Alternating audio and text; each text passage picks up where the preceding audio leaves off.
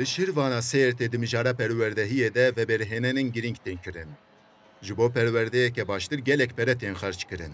Xwendekarên navçê êdî dê bi polên nûjentir tên pê perwerdekirin.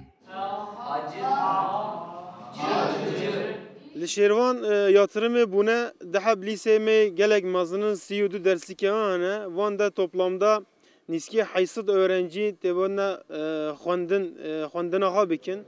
Ana konusu demek ki neymiş? Temizlik konusu.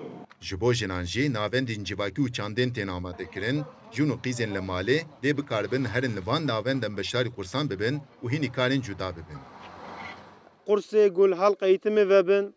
Ji tara bêjin bilgisayar kursiye, resim kursiye, ev atölyeyê de hemî spor kursiye, ev atölyeyê de hemî televan dera werne gerçekleştirilmiş kirin. Ji ber ku li herema sêrtê hejmara bendavan jî zêde ye, li dibistana Anadoluya Teknîkê êdî bo xwendekaran dê dersa ceyran, motor û makîneyên kar jî bên dayîn. Xwendekarên ku vê dibistanê biqedînin, dê bikaribin di karên bendavan de jî kar bikin.